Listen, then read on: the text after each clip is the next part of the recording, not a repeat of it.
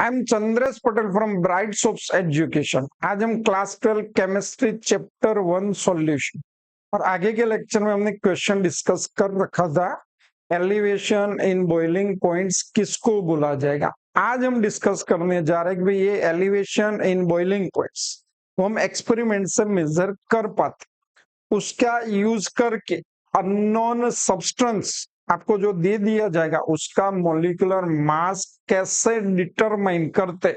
तो B question ऐसे, how would you determine the molar mass of solute unknown substance on the basis of elevation in boiling point. तो simply आप जानते हो, water ले लेंगे जिसको हम क्या बोलेंगे, सॉल्वेंट, और इसमें हमने शुगर डाल के बना दिया सॉल्यूशन। तो इसमें से किसकी वेपर प्रेशर कम होगा? जैसा वाटर का वेपर प्रेशर को P01 बोलेंगे, याद रखना, ये जानते हो आप। सॉल्यूशन जिसके वेपर प्रेशर को बोला जाएगा P1। तो इसमें से किसका वेपर प्रेशर ज्यादा होगा एट गिवन टेम्परेचर। कोई एक टेम्परेचर मैंने आपको दे रखा हुआ है, तो इस टेम्परेचर पे किसका। तो आप जानते हो कि भाई P10 is greater than P1, always ये रहेगा। दोनों, एक क्या होगा वोलेटाइल सॉल्वेंट, इसमें नॉन वोलेटाइल सॉल्यूट डिसॉल्व करके सॉल्यूशन बनाया जाएगा, तब की बात है। अब बॉइलिंग पॉइंट की डेफिनेशन आप जानते हैं कि भाई ऐसा टेम्परेचर, कोई एक टेम्परेचर जिसपे सब्सटेंस अथवा तो लिक्विड का vapour pressure, external pressure, it means 1 atmosphere अथवा तो 1.013 बार जितना हो, तो इस टेम्परेचर को क्या बोला जाएगा, बॉइलिंग पॉइंट बोला जाएगा। अब देखो, हम वाटर का 1 एटमोस्फियर वेपर प्रेशर लाएंगे, तब इसका temperature 273.15 kelvin, it means 100 degree Celsius जितना होगा। तो दूसरा पॉइंट याद रखो, वाटर जिसको सॉल्वेंट बोलेंगे उसका बॉइलिंग पॉइंट को हम बोलेंगे T0B। क्या बोलेंगे, T0B, boiling point of water. Zero का मतलब सॉल्वेंट। अब क्या करना पड़ेगा, आप एलिवेशन में जान चुके हो, भाई मुझे इसका वेपर प्रेशर है सॉल्यूशन का इसी टेम्परेचर पे 1 एटमोस्फियर नहीं हो। क्या बोला मैंने, सॉल्वेंट का वेपर प्रेशर, वाटर है तो ए टेम्परेचर पे 1 एटमोस्फियर वेपर प्रेशर रहे, पर सॉल्यूशन इसमें बना हुआ है नॉन वोलेटाइल सॉल्यूट डाल के, तो वेपर प्रेशर उसी टेम्परेचर पे 1 एटमोस्फियर से कम हो जाएगा।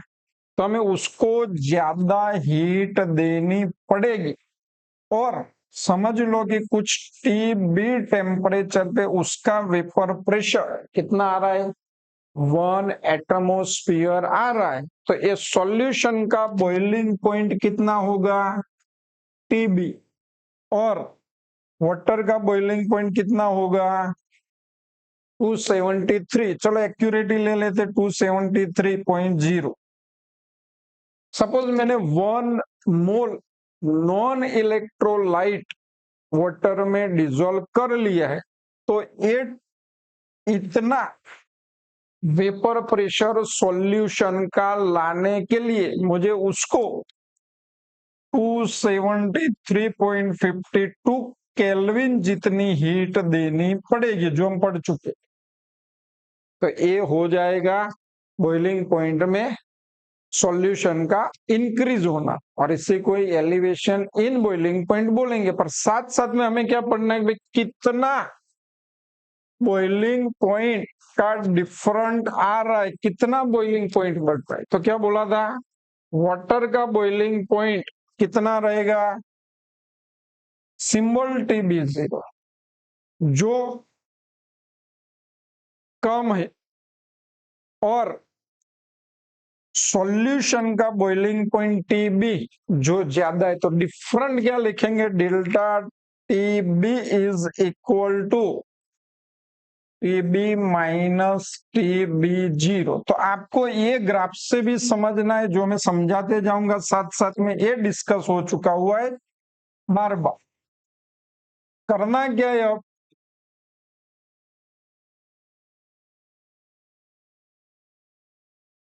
तो बॉइलिंग पॉइंट का ए डिफरेंट कितना होता है, तो एक्सपेरिमेंट से ऐसा प्रूव हुआ है भाई ए डिफरेंट है, ये सॉल्यूशन के मोलर कंसंट्रेशन के प्रोपोर्शनलिटी में होता है। Elevation in boiling point is directly proportional to molar concentration of solution. तो इसको लिखा ऐसे जाएगा, delta T B proportional to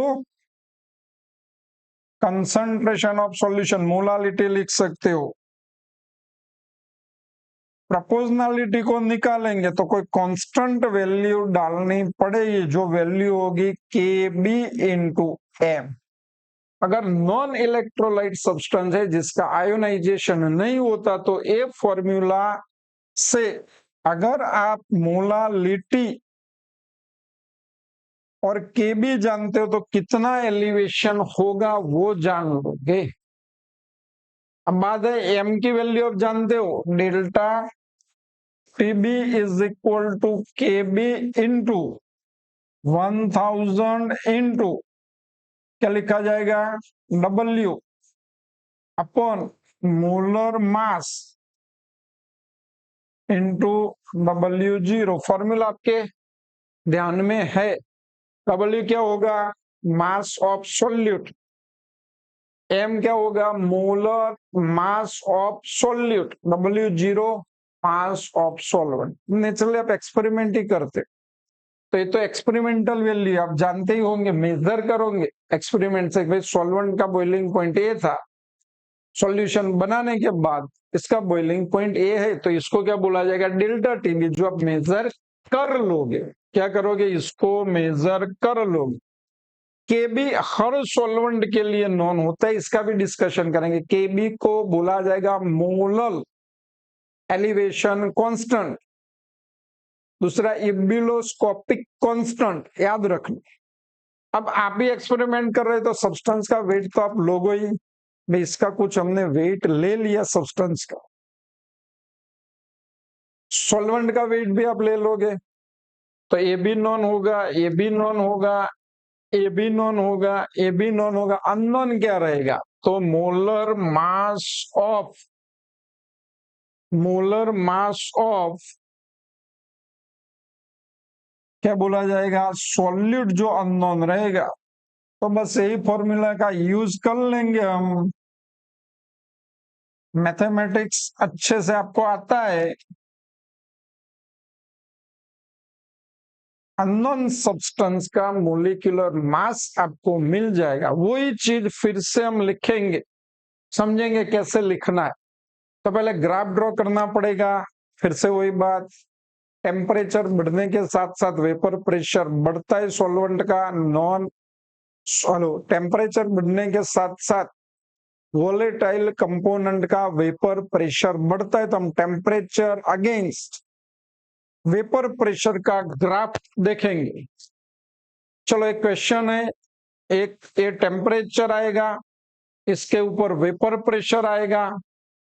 अब एक कर्व हमने ड्रॉ कर लिया हुआ है, जो टेम्परेचर बढ़ने के साथ साथ पर्टिकुलर सॉल्वेंट का मतलब है वाटर ही ले लिया हुआ है, टेम्परेचर बढ़ेगा तो ये वैल्यू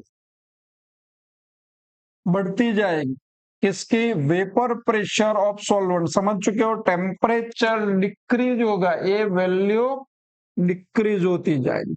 अब मैंने पर्टिकुलर को एक फिक्स टेम्परेचर ले लिया और उसी टेम्परेचर पे यहाँ पे देखो 1 एटमॉस्फेयर ही लेते, क्या होता, ये सॉल्यूशन का ग्राफ। अब ए 1 एटमॉस्फेयर, देखो पर्टिकुलर ए पॉइंट पे सॉल्वेंट का वेपर प्रेशर कितना आ रहा है, 1 एटमोस्फियर, पर उसी पॉइंट पे सॉल्यूशन का वेपर प्रेशर 1 एटमोस्फियर नहीं आ रहा है। तो ए बॉइलिंग पॉइंट ए वाला किसका रहेगा? सॉल्वेंट का, जिसको हमने किस नाम से लिखा था? TB0। तो ये आपको याद रखना है। अब मुझे 1 एटमोस्फियर प्रेशर लाने के लिए ज्यादा हीट देनी पड़ेगी, तो ये हो जाएगा 1 एटमोस्फियर प्रेशर। किसके लिए?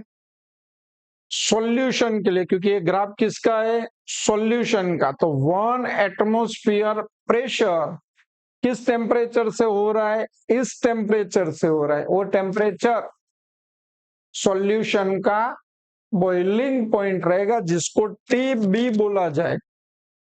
चलो वही ग्राफ आपके सामने आ रहा है, और a different TB minus TB0 which is known as delta TB।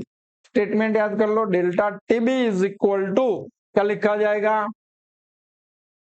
Delta TB0 जो बॉइलिंग पॉइंट ऑफ सॉल्वेंट है, TB जो बॉइलिंग पॉइंट ऑफ सॉल्यूशन है, डेल्टा TB आपको लिखना है ऐसे ही, TB0 माइनस TB। और एक स्टेटमेंट था, elevation in boiling point is directly proportional to molar concentration of solution। तो हम ए लिख सकेंगे।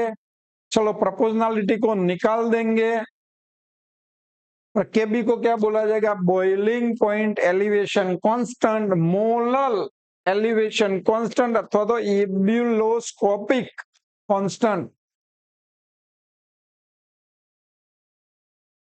M molarity of solution. K B का यूनिट क्या रहेगा? केबी का यूनिट क्या रहेगा? तो आपको क्या करना पड़ेगा, यहाँ पे केबी को सब्जेक्ट बनाएंगे, इसका यूनिट क्या रहेगा? केल्विन, और इसको रिवर्स करोगे तो किलोग्राम पर मोल। तो ये यूनिट आपको मिल जाएगा केबी का, केल्विन किलोग्राम पर मोल।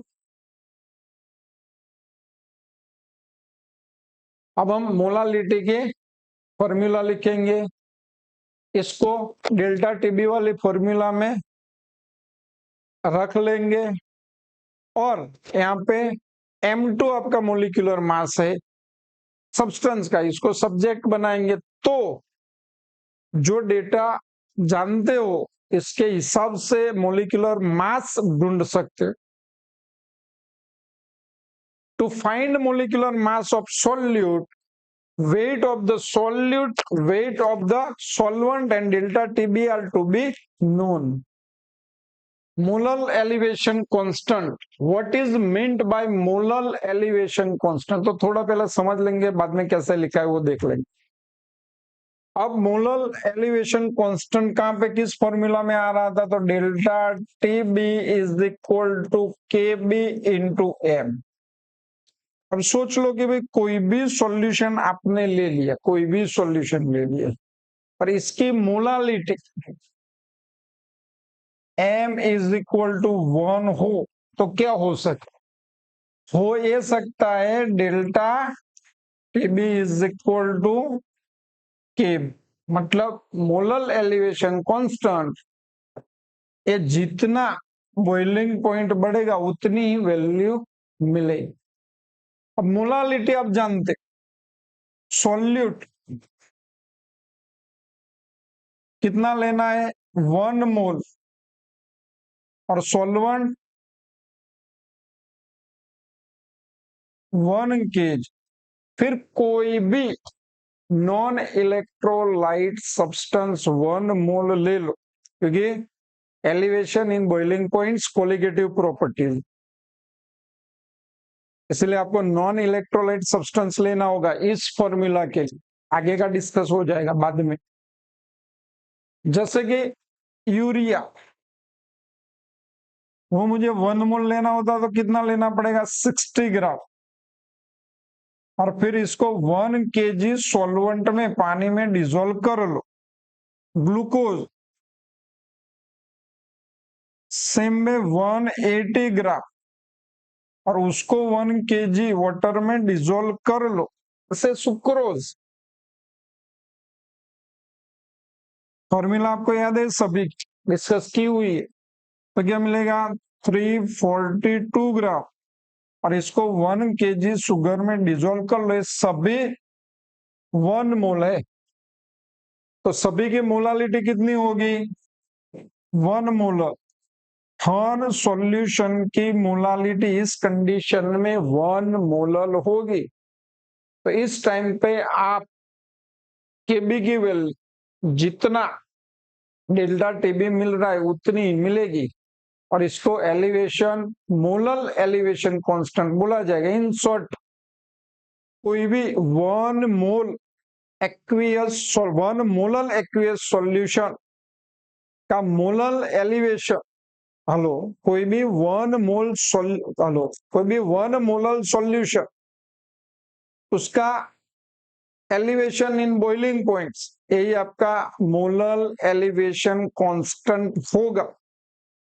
उसको अलग फॉर्मूला से भी काउंट किया जाएगा जो हम डिस्कस करेंगे। तो पहले तो definition, molar elevation constant, the elevation in boiling point of 1 molar solution is called molar elevation constant.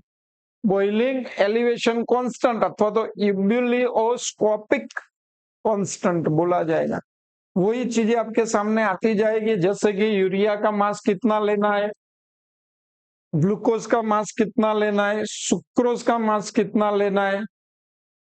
The elevation in boiling point is all the 3 solution is same and is equal K V. इस सभी का boiling point equal बढ़ेगा और इसी को केवी बोला जाएगा। दूसरा तरीका ये भी है, when solution of different non volatile non electrolyte, different non-volatile non-electrolyte solute are prepared in 1000 gram solvent, 1 mole हो गया, taking 1 molar mass of each of these solutes, the elevation in the boiling points of each solution is same and this value is called molar elevation constant। तो ये इतना आपको लिखना। अब बात हो रही है केबी और हीट ऑफ वेपराइजेशन, जिसको डेल्टा एच वीपी बोलेंगे, उसके साथ केबी मोलर एलिवेशन कांस्टेंट का कोई भी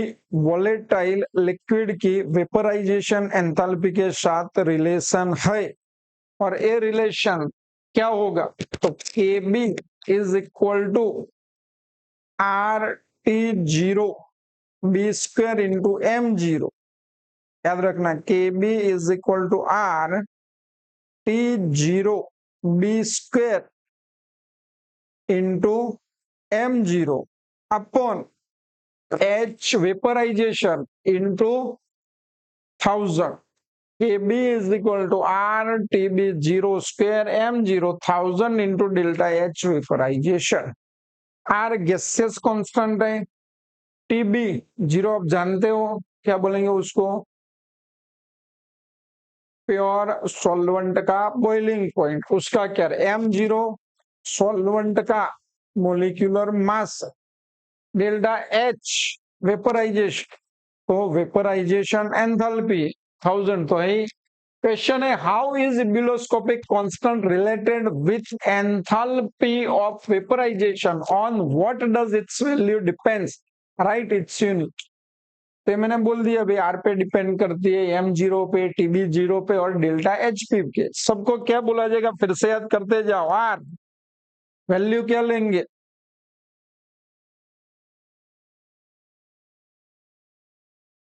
8.314 जूल पर मोल इनटू केल्विन, जो गैसियस कांस्टेंट। तो इतना आपको लिखना है इस क्वेश्चन के आंसर में। अब देखो यहाँ पे delta H vaporization upon M zero, उसको लेटेंट एंथैल्पी बोला जाएगा, इसको delta H VP M zero, तो यहाँ पे एल लिखा जाएगा, तो कुछ फॉर्मूला को एस से भी लिखा जाएगा, इसको क्या बोलेंगे delta H VP M zero. तो लेटेंट हीट ऑफ वेपराइजेशन, इसको रिप्लेस कर दो, निकाल दो, क्या होगा देख सकते हो आप, अब इसमें वैल्यूज लिखते जाओ, ये वैल्यू फिक्स होती है जो आपके सामने आएगी, आर की वैल्यू फिक्स है। बॉइलिंग पॉइंट अगर वाटर का आपको केबी लेना है तो बॉइलिंग पॉइंट तो आप जानते ही हो, तो वैल्यूज आपके सामने अब आ जाएगी। वाटर के लिए 2257.2 जूल पर ग्राम LVAP की वैल्यू है, ये वैल्यू इसमें लिख दो और आंसर ला दो तो 0.52 केल्विन किलोग्राम पर मोल वैल्यू आएगी। इट मींस इस तरीके से केबी की वैल्यू निकाली जाती है। और हर सॉल्वेंट के लिए, जैसे वाटर के लिए 0.52 केल्विन किलोग्राम पर मोल है, इथेनॉल के लिए वैल्यू अलग होगी। हर सॉल्वेंट के लिए केबी की वैल्यू अलग अलग होगी, ये आपको ध्यान में रखना है। एजियोट्रॉपिक मिक्सचर तो थोड़ा हमने डिस्कस आगे कर चुके हैं, एजियोट्रॉपिक मिक्सचर का डिस्कशन आगे कर चुके हैं, फिर से उसका डिस्कशन करेंगे। जब दो लिक्विड को मिक्स किया जाता है, दो लिक्विड को मिक्स किया जाता है तो कुछ ऐसा कंपोजिशन हो जाता है जैसे वाटर और इथेनॉल, 95% इथेनॉल और 5% वाटर। एक कंपोजिशन ऐसा होता है कि भैया लिक्विड फॉर्म में भी उसी परसेंटेज रेशियो में रहेगा, उसको गर्म करके वेपर बनाया जाए, डिस्टिलेशन फ्रैक्शनल डिस्टिलेशन किया जाए तो भी वो सेपरेट नहीं होंगे, वेपर फॉर्म में भी वही कंपोजिशन में मिलेंगे। और ऐसे मिक्सचर को एजियोट्रॉपिक मिक्सचर अथवा तो एजियोट्रॉप बोला जाता है। तो एक तो डेफिनेशन आपके सामने आएगी, a binary liquid mixture which cannot be resolved into components by distillation is called azeotrope. अथवा दो a solution which distills without a change in composition at a particular or constant temperature is called azeotropic mixture. Question आपके सामने आएगा, NCERT के हिसाब से जो statement है वो तरीके से लिखा हुआ आंसर है, आप अपने तरीके से उसको लिख सकते हैं। क्वेश्चन कुछ ऐसा रहेगा, व्हाट इज एजियोट्रॉप और azeotropic mixture, give examples. What do you understand by constant boiling mixture, give example अथवा तो mention and explain the type of azeotropic mixture with example. तो पहले तो मैंने जो आपको एक्सप्लेन कर लिया वही स्टेटमेंट आएंगे, समझते जा। A binary liquid mixture having the same composition in liquid and vapor phase and boils at a constant temperature is called azeotrope or azeotropic or a constant boiling mixture.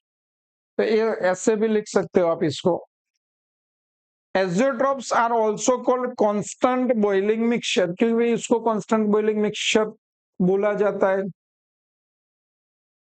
क्योंकि उसको आप boil करोगे तो liquid form में जो composition है वो continue boil करके वेपर बनाने के बाद भी वही कंपोजिशन में आपको मिलेगा। Azeotrope are also called constant boiling mixture because wall of the azeotropes change into vapor state at constant temperature and their components cannot be separated by fractional distillation. दो टाइप के एजियोट्रॉप्स होते हैं जो हमने positive deviation और negative deviation में पढ़ चुके हैं, पर यहाँ पे मैंने इसलिए लाके रखा हुआ है क्योंकि बॉइलिंग पॉइंट से उसको लेना देना। एक तो minimum boiling azeotrope and maximum boiling azeotrope, तो आप याद कर लो। पॉजिटिव डेविएशन होगा तो क्या होगा, जो रियल में राउल्ट्स लॉ के हिसाब से प्रिडिक्ट किया हुआ वेपर प्रेशर से वेपर प्रेशर बढ़े, तो जो सॉल्यूशन बन रहा है उसका बॉइलिंग, जो दो कंपोनेंट को मिक्स कर रहे उससे बॉइलिंग पॉइंट, क्योंकि वेपर प्रेशर ज्यादा जाएगा तो कम हो जाएगा, तो इसको क्या बोला जाएगा, मिनिमम बॉइलिंग एजियोट्रॉप। जो पॉजिटिव डेविएशन वाला लिक्विड मिक्सचर दिखाएगा। ग्राफ आपके सामने आएगा जो mole fraction opposite to vapour pressure, PA PB ideal solution, P total. अगर इसके हिसाब से पी टोटल मिलता है तो राउल्स लॉ को फॉलो कर रहा है, आइडियल सॉल्यूशन है। पर इसमें क्या होगा, पॉजिटिव जाएगा, ज्यादा जाएगा, पी टोटल क्या होगा, ज्यादा जाएगा। ओके, और ए वेपर प्रेशर होने से ज्यादा होगा तो पॉजिटिव डेविएशन दिखाएगा। Vapour pressure of the solution maximum है तो बॉइलिंग पॉइंट उस कंपाउंड और इस मिक्सिंग का क्या होगा, मिनिमम होगा, कम होगा। It's called boiling point is minimum, और मिनिमम बॉइलिंग एजियोट्रॉप्स। तो इसमें ग्राफ ऐसे जाए, मैक्सिमम बॉइलिंग एजियोट्रॉप में क्या होगा, नेगेटिव डेविएशन दिखाएगा, वेपर प्रेशर जो होना चाहिए उससे कम होगा, तो मिक्सिंग का बॉइलिंग पॉइंट जो होना चाहिए उससे ज्यादा होगा। देख सकते हो,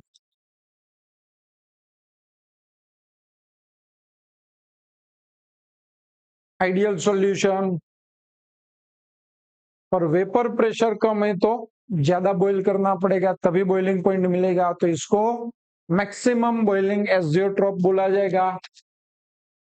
the solution showing a large positive deviation, लिखना है इससे मिनिमम बॉइलिंग एजियोट्रॉप, तो solution showing a large positive deviation, there is an intermediate composition for which the vapor pressure of the solution is maximum and hence boiling point is minimum. Type of solution तो आपको याद है, क्या याद है, positive deviation वाले example पर एक देख सकते हो जिसमें भी अल्कोहल आएगा पॉजिटिव डेविएशन दिखाएगा। देखो वाटर का बॉइलिंग पॉइंट 373 केल्विन, इथेनॉल का बॉइलिंग पॉइंट आप जानते हो 351.5 केल्विन है। अब ये दोनों का मिक्सिंग हो जाएगा, सॉल्यूशन बनेगा तो बॉइलिंग पॉइंट 351 केल्विन हो जाएगा। तो ये क्या हुआ, बॉइलिंग पॉइंट ए दोनों से भी कम है, बॉइलिंग पॉइंट ए दोनों से भी कम है, तो इसको क्या बोला जाएगा, मिनिमम बॉइलिंग एजियोट्रॉप्स। इसको आपको याद नहीं रखना, ठीक है, खाली एग्जाम्पल। मैक्सिमम बॉइलिंग एजियोट्रॉप किसको बोला जाएगा, तो नेगेटिव डेविएशन दिखाएगा, वेपर प्रेशर कम होगा, इसकी वजह से बॉइलिंग पॉइंट बढ़ेगा। There is an intermediate composition for which the vapor pressure of the solution is minimum and hence boiling point is maximum. This type of solution are called maximum boiling azeotrope. So negative deviation वाले example याद कर लो, mostly acid आएगा। तो ये सभी जैसे nitric acid और water, इसका कंपोजिशन HCl वाटर, देखो वाटर का 373, नाइट्रिक एसिड का 359, पर ये दोनों को मिक्सिंग कर दिया जाए तो बॉइलिंग पॉइंट 393.5 केल्विन होगा, और इसी को क्या बोला जाएगा, मैक्सिमम बॉइलिंग एजियोट्रॉप्स। चलो कुछ कंपोजिशन आपके लिए लिखा हुआ है, जैसे कि नाइट्रिक एसिड की बात करेंगे तो लेबोरेटरी में बॉटल्स आपको दिखाई देगी तो ऐसे क्वेश्चन पूछ सकते हैं। नाइट्रिक एसिड और वाटर, तो नाइट्रिक एसिड 68% होता है और बाकी का पार्ट वाटर का होता है। एसिटिक एसिड एंड पिरिडिन, तो पिरिडिन 65% होता है और बाकी का एसिटिक एसिड रहता है। क्लोरोफॉर्म एसीटोन, तो 80% क्लोरोफॉर्म ए कंपोजिशन में मिलता है, बाकी 20% वाटर मिलता है। हाइड्रोजन क्लोराइड एंड वाटर, तो 79.8% वाटर होता है और बाकी परसेंटेज HCl के होते हैं, और उसके बॉइलिंग पॉइंट याद रखने की जरूरत नहीं। चलो हमने एलिवेशन इन बॉइलिंग पॉइंट देख लिया हुआ है, उसकी फॉर्मूला हम अच्छे से जान चुके, तो कुछ न्यूमेरिकल्स आपके सामने आएंगे, एग्जाम्पल के रहेंगे, टेक्सचुअल एक्सरसाइज के भी रहेंगे। तो यहाँ पे देख सकते हो आप क्वेश्चन, उसको अच्छे से पढ़ा जाए, फॉर्मूला यूज करनी है, अगर सही ढंग से आप कर सकते हो तो खुद कर लो। यहाँ पे आपको दे रखा हुआ है क्या, ग्लूकोज 18 का 1 kg वाटर, वो दोनों को मिक्स किया हुआ है, और मिक्स करने के बाद 1.013 बार प्रेशर हो, तब वाटर बॉईल होता है तो वो टेम्परेचर कितना रहेगा। तो बेसिकली आपको सॉल्यूशन का बॉइलिंग पॉइंट यहाँ पे ढूंढना है। क्वेश्चन अच्छे से पढ़ लोगे तो समझ में आ जाए। तो सॉल्यूशन का बॉइलिंग पॉइंट ढूंढना है, आपको के बी दिया गया है, तो क्या किया जाए, मास of solute, mass of solvent भी है, तो पहले तो आपको मोलालिटी मिल जाए, मोलालिटी निकाल दो, फिर delta T B is equal to K B into M, formula लिखनी है, उसमें आप वैल्यूज लिख दो, आंसर आ जाएगा। क्या आएगा, डेल्टा टी बी, वहां तक खुद किए जाओ। पहले तो इसको क्या बोला जाएगा, W2, क्या बोला जाएगा, W2 80 ग्राम। इसको क्या बोला जाएगा, W1 mass of solvent 1 kg है। तो मोलालिटी मिल जाएगी, मोलालिटी की फॉर्मूला आप जानते हो, लिख दो। यहाँ पे क्या आएगा, 180 molecular mass of glucose 180, W1 1 kg है, तो ये कट हो जाएगा, कुछ 0.1 आंसर आएगा, सिंपल है।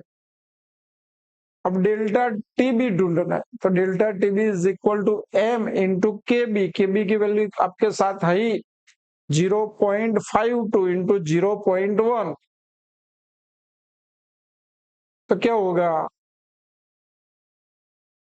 तो ये होगा आपका 0.052। अब delta TB is equal to TB minus TB zero, याद रखना, boiling point of solution minus boiling point of solvent is equal to delta TB लिखा जाएगा। तो यहाँ पे क्या कर लिया, ये दोनों का प्लस कर लो, तो आपको बॉइलिंग पॉइंट ऑफ सॉल्यूशन मतलब वाटर का सॉल्यूशन में बॉइलिंग पॉइंट मिल जाएगा। तो सिंपल आंसर है, आ जाएगा। Second question, the boiling point of benzene is 353.23 Kelvin when 1.80 gram of non-volatile solute was dissolved in 90 gram of benzene. The boiling point is rise to 354.11 Kelvin, मतलब इतना बढ़ रहा है। Calculate the molar mass of the solute. Kb for benzene is 2.53 Kelvin kilogram per mole. Example 1.8, तो यहाँ पे आपको क्या करना पड़ेगा, फिर से वही डायरेक्ट आप करते ही जाओ, स्टेप फिर से मैं बोल रहा हूं, करना क्या होगा, molar mass is equal to Kb into 1000 into W, अगर 2 लिख रहे तो यहाँ पे 2 upon delta TB into W1, values लिख दो। केबी की कितनी लिखनी है, 2.53, 1000, W2 कितना दिया हुआ है, 1.8, ये दोनों का डिफरेंट ले लो, 354.11, तो ये होगा 10, ये 9 और ये 10, 11 में से 3 को निकालो, 8, ये 10 में से 8.0 और 0, तो 0.88 रहेगा, 0.88। W1 आपको दिया हुआ है 90 ग्राम, सिंप्लीफिकेशन कर दो, आंसर आ जाएगा। चलो स्टेप वाइज फिर से लिखते जाते, अच्छे से लिखना है तो ऐसे सब कुछ लिखना पड़ेगा। W2, W1, M2 ढूंढना है, ये कितना आएगा, तो 0.88, वैल्यूज लिख दो, सिंप्लीफिकेशन कर दो, तो 58 ग्राम पर मोल आपका आंसर आ जाएगा। इन text question 1.10, boiling points of water at 750 mm Hg is given. How much sucrose is to be added to 500 gram water such that its boil ये गलत है। बॉइल्स एट 100 डिग्री सेल्सियस के भी दिया हुआ है तो क्या करोगे, सोचो क्या करना पड़ेगा। तो यहाँ पे 750 mm Hg पे बॉइलिंग पॉइंट दिया हुआ, सुक्रोज हमें ऐड करना है 500 ग्राम वाटर में, कितना करना है वो ढूंढना है। That the boils at 100 degree Celsius, तब वो 100 डिग्री सेल्सियस पे बॉइल होगा तो एक तो डेल्टा टी भी आपको मिल जाए, ये दोनों का सब्ट्रैक्शन कर लो, डेल्टा टी भी मिल जाएगा। मोलालिटी में से आपको W2 को सब्जेक्ट करना होगा, बनाना होगा, तो फॉर्मूला लिख दो। चलो पहले तो गिवन डेटा W2 ढूंढना है, W1 500 दिया हुआ है, डेल्टा टी भी निकालो, M2 जानते हो तो ये दोनों का सब्ट्रैक्शन कर लो, तो 0.37 डिग्री सेल्सियस। यहाँ पे आपको यूनिट चेंज नहीं करना है, डिग्री सेल्सियस तो डिग्री सेल्सियस में ही रखो, केल्विन हो तो केल्विन में ही रखो, क्योंकि डिफरेंट है तो कोई फर्क पड़ने वाला नहीं है आंसर में। फॉर्मूलाज लिख दो, डेल्टा टी बी ढूंढना है, नहीं वेट ढूंढना है, W2 को सब्जेक्ट कर लो, आंसर आ जाएगा।